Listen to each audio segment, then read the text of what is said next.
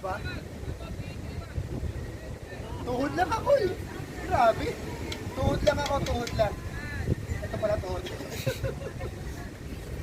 Positibo, hey! Yun mga master, magagala tayo. Dito ngayon sa Tagaytay, yan, gagala tayo. Pinasal natin yung mga bata. Pupunta tayo dito sa ano, meron ditong restaurant, pero hindi tayo kakain ha. Magkagala lang tayo. Kasi nakita na yung mga bata, si Bumblebee. Yan, Bumblebee. Kasama na natin sila. Yun, no? Ubus ng boss, nagkagalit sa kabila. Next time. Yun. Yun. Gagala tayo, punta tayo dito. Kasi nakita ng mga bata si Bumblebee. Eh, hanapin natin yung daan. Kung saan yung daan yung paakyat. At syempre, eto, nagkakagalo na sila. Hindi ko alam kung pababa o pataas yung ano, wait, pero pababa sila. Ayun, no? Pababa sila. Hindi ko alam kung saan ang daan eh. Sumusunod lang ako sa kanila. Yan. Sunod-sunod lang tayo. Yan, o. Dito, yan. Yun. May mga teleponong ano dito, hindi natin malaman kung nagana. Punta lang tayo dito. Yan. Maganda dito, mga master, pag-araw. Yan. Kasi pag-araw, dito sa side na to, dito mismo yung Taal Lake. Tapos, kung halimbawa naman po, nandito na kayo, ayan, meron kayo dito mabibili na mga pasalubong. Ayan. May mga pasalubong dito. Ayun si Bumblebee sa taas. Antayin na lang ng mga bata. Tapos, ayan, antayin na lang. Kasi nagkakatuwang po sila doon sa ano. Yun mga master, mali pala yung daan na pinuntahan natin. Sa kabila pala yung daan. Ay, kasi po lamig. Sa kabila pala yung daan, mali yung daan natin. Ngayon, hahanapin natin yung daan, paakyat. Hindi na tayo alam kung saan yung daan, paakyat.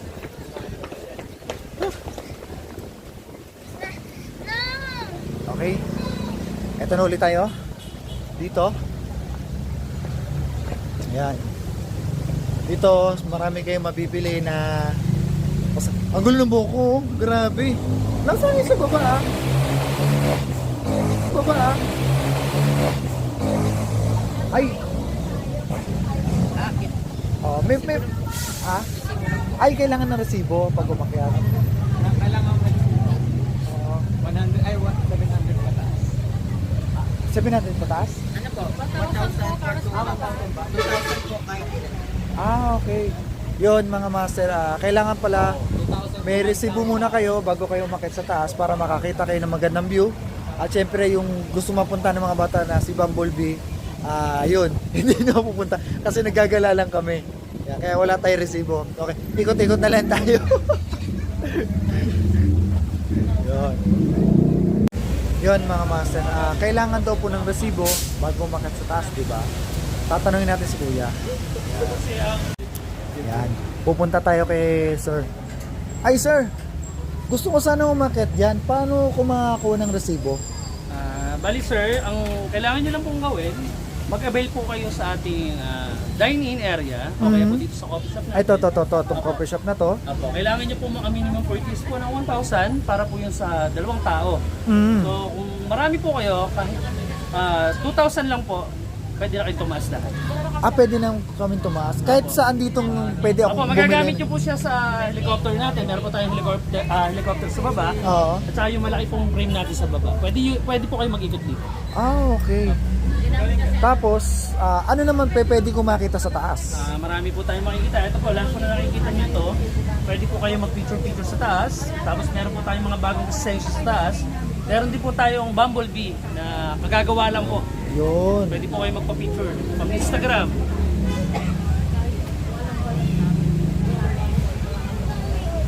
So, mga master, alam niyo na po ang gagawin pag gusto niyo pumasal dito sa Tagaytay. Pili lang po kayo kahit anong gusto niyo bilhin. Basta ang importante daw po ay resibo, sabi ni... Ano pangalan mo kuya? Ronald po. Katukayo ko si Ronald. Pero Ronald lang sa akin kasi Ronald. Yan. Yun sabi ni Master Ronald. Kailangan nyo ng resibo. dito sa coffee shop, pwede rin sa kabilang shop. Yes po, pati sa Any, ano po? Pupuntahan nyo dito. Kahit saan. Tapos, Kahit siyang shop po, basta worth of 1,000 or 2,000, pwede na po kayo umakyat sa taas. Apo. And then, para makita nyo yung loob ng shop nila, sana samahan nyo ako. Iikot ko kayo. Pinagkakalap namin si Kuya eh. Nasa ka na kanina yung receipt.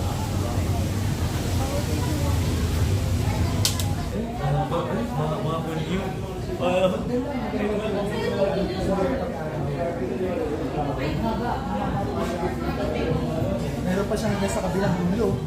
Hindi lang sa isang place. Meron din siya dito. May mga ghetto rin siya.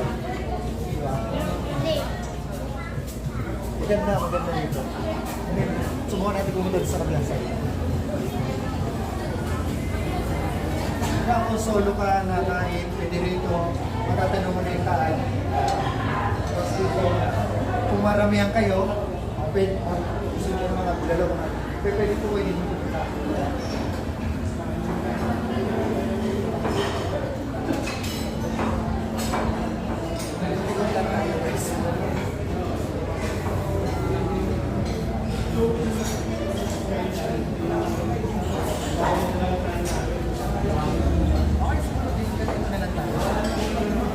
Punta naman tayo sa ibang ano. Subukan natin yung makita sa taas. Okay, samahan niyo na ako. Kasi siyempre, hindi naman tayo. Busog na tayo. Nagkala na lang tayo. Meron pa pala siya sa baba. Bababay na lang. Para natin yung AC. Pero ang sabi, mas maganda rin ito sa araw kasi hindi kami lahat. Pero ngayong gabi, siyempre madilim. Titingnan lang natin yung place.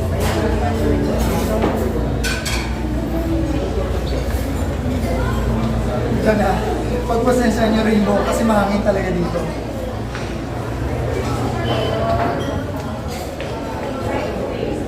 Maganda ang place. Pwede talagang mamasyalan ng mga pamilya, mga bata. Ito, yung sinasabi ni Kuya na chopper, doon sa may bandang baba lang yun, yung kinuha ko kanina. Pero hindi naman tayo pwede. Dito matatanong niyo pala sa dito. Pag pumunta kayo dito, kita ang siya. Yun. Basta worth of 1,000, 2,000 na resibo, pwede nyo nang ikutin yung mga pasya na dito. Pwede naman picture-picture, yan.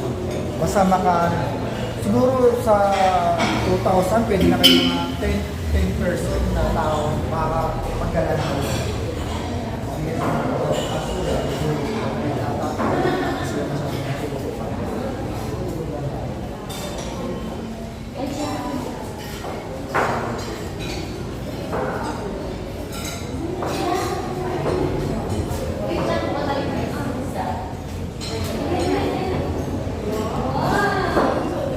Guys, akit na tayo, baka tayo nakaka-istorbo na dito.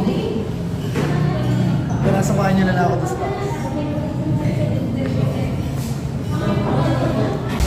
Yun mga master, siguro na ako si Kuya Ronald, sito kayo. Pinayagan tayo umakyat para masilip yung taas. Para sa mga pupunta nga naman, nakikita nyo na yung taas kahit hindi na kayo makapunta. Pero pumunta pa rin kayo, syempre. Importante yan. Kaya sasamanta ni Kuya Ronald, let's go.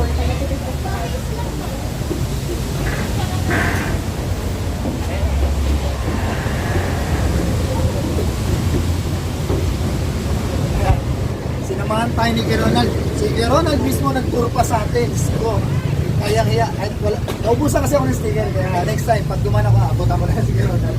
Okay, mga master, subukan natin. Pasalin to... ano pangalan itong group? Pasalan natin itong Bulalo Capital. Ayan, magulo na naman yung buhok ko. At kasi grabe, ang lamig dito. Lakas po, bukas ang aircon.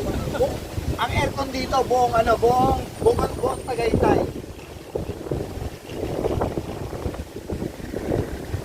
Ayan, meron sila dito. yung nest natin, Itong list bali natin, ang capacity ko na lang 6 person. 6 person. Basta pa. Madami na eh, no? 6 person po yung pwede niyo buwan. Saka ano, para ka na nasa sinalumang panahon yun. Saka itlog. Ano naman itong sa ito natin sa Ronald? Ito po, kung tawagin nila ay kasi Bulalo Capital po, capital, yun na po yung ginawa nila. Parang Capital local C. oh. Kumbaga capital at Cavite. Pero ang dati, ang tawag po nila, puro Ibig sabihin pala, capital niya C. kasi ito naman po yung tawag nila, onion. Onion. Ito yung onion. Parang mas ano siya, ha? Ito naman parang pinya. Lang napag-apply yung dahon. Ayan. Yung mga sunset ay onion. Ayan. Ito naman siyempre. Oh, kailangan pa ba ipaliwanag to? Kita-kita pa naman po na puso siya, di ba? Yan. Tapos siyempre, puso. Hindi na papaliwanag ni Keronan na puso siya. Ayun. Nakita ko na yung pinagmamalaki ng Bulalo Capital. Tama ba ako? Bulalo Capital. Nakita ko na yung pinagmamalaki ng Bulalo Capital. Ano lang po yan? Almost ano po, 1 month pa lang po siya. Almost 1 month pa lang si Bumblebee dito sa Tagaytay Capital. Yan. Bulalo Capital. Almost 1 month pa lang siya dito, di ba? Ito nyo naman, ang laki. Di ba? Ang laki ni Bumblebee. Parang kung isipin mo, no, si Bumblebee. Pag nag-transform sa, etong gitong laki ha, yung gitong laki. Pag nag-transform sa bilang kotse, talagang laki siya ng kotse. Di ba? Ito pong ating Bumblebee, gawa po siya sa tunay na Volkswagen. Ah, okay. Ano, tumatakbo po talaga yan. Tapos ginawa nilang to. Oh, isa. Makina lang po talaga tinanggap. Makina lang talaga tinanggal. Pero mahal yan. Yung mga ano, baka nag-aano na siguro natin. Tama lang. Tama lang. Inasasan po talaga ng Oo. Kita mo naman yung pag-i-effort pala talaga kuha-kuha na. Tsaka panati po talaga siya ng Transformer, Star Wars. Panati po talaga siya niyan. Mamaya siguro titingnan natin, tatayo ako, tingnan nyo kung gano'ng kalaki si Bumblebee. Nakasama si Rod Adventure. Sapit-sapit talaga master yung buhok natin sa lakas ng hangin dahil amihan season na po dito sa Tagaytay. Grabe lang. Ngayon, subukan na natin lumapit kay Bumblebee kung gaano siya kalaki. Tara kayo rin sa mabuho para makita nila.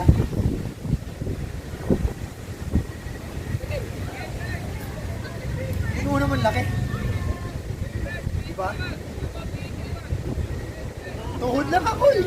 Grabe. Tuhod lang ako, tuhod lang. Ito pala tuhod. Tuhod lang ako tutusin. Sa laki ni Bumblebee. Saan nagmula si Bumblebee? Saan siya nanggaling? Saan siya gawa? Dito sa Pilipinas o sa ibang bansa? Bali, ito po yung ating Bumblebee ay dito po siya mismo binuo sa pwesto niyang to. Dito mismo siya binuo. Apo, dito po siya binuo. Nang magagaling po natin mga titisa. Nadinig nyo. Dito mismo binuo. Ibig sabihin, inangat isa-isa ang pyesa. Apo. Bali, ito po ay gawa sa original po na Volkswagen po. Tunay na sasakyan po siya. Original na Volkswagen. Ginawang Bumblebee. Wala.